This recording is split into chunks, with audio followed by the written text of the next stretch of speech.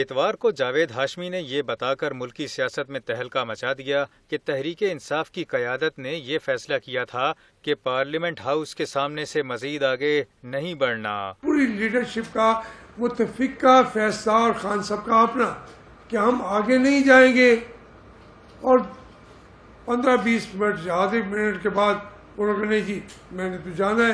میں نے کہا پھر اس پارٹی کی میٹنگ تو بلا لیں جو ابھی آپ کو کہہ کے گئے ہیں۔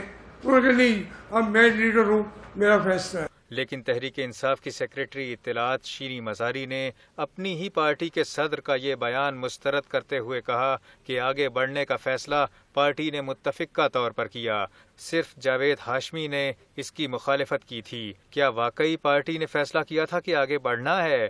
آئیے دیکھتے ہیں کہ شاہ محمود قریشی کا اس بارے میں کیا کہنا تھا۔ کارمل صاحب بتا دیجئے کہ آپ پارلیمنٹ پہ دھاوا نہیں بولیں گے؟ میں سننا کیوں بولیں گے ملک صاحب؟ نہیں کریں گے، دھاوا نہیں بولیں گے۔ خدا را پارلیمنٹ ایک اہم ہمارا ادارہ ہے، یہ ہر منتخب سیاستدان اس کا تحفظ ہماری ذمہ داری ہے۔ جاوید ہاشمی اور شاہ محمود قریشی کی بات پر یقین نہیں تو آئیے اسد عمر کی بات سن لیتے ہیں۔ آپ نے کیا رائے دی، جانا چاہیے؟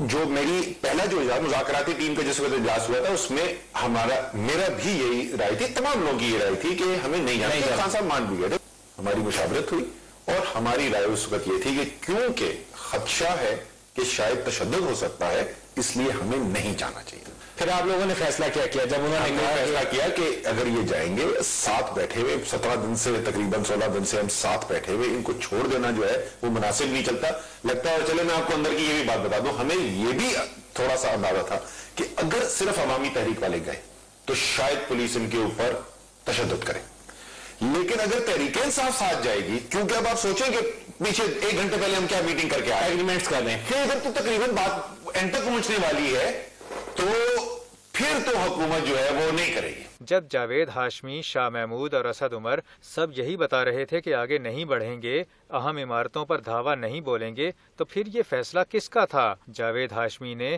اس پر سے بھی پردہ اٹھایا۔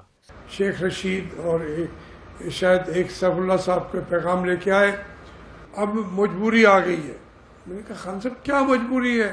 کہنے نہیں بات مجبوری ہے اور میں آپ کو اختلاف ہے تو بے شک آپ چلے جائیں۔ اب ذرا ان مراحل کو دیکھیے جب عمران خان آگے بڑھنے کے فیصلے سے جاوید ہاشمی کو آگاہ کر رہے تھے۔ اس موقع پر شیخ رشید کے تاثرات دیکھنے کے قابل تھے۔ یہ دیکھیے، انہوں نے اپنے پاس کھڑے فیصل جاوید کو کوہنی ماری اور پھر آنکھ کے اشارے سے کہا کہ دیکھو جاوید ہاشمی کیا بات کہہ رہے ہیں۔ رس پینے کی پیاس ہے بنتا یہ بنداس ہے، رس پینے کی پیاس ہے بنتا یہ بنداس ہے، بنتا یہ بنداس ہے، بنتا یہ بنداس ہے۔ اس موقع پر شفقت محمود بھی جاوید ہاشمی ہی کی تائید کرتے نظر آ رہے ہیں۔ جاوید ہاشمی کا یہ بھی کہنا ہے کہ عمران خان نے انہیں کہا کہ اگر آپ کو آگے جانے کا فیصلہ پسند نہیں تو جائیں۔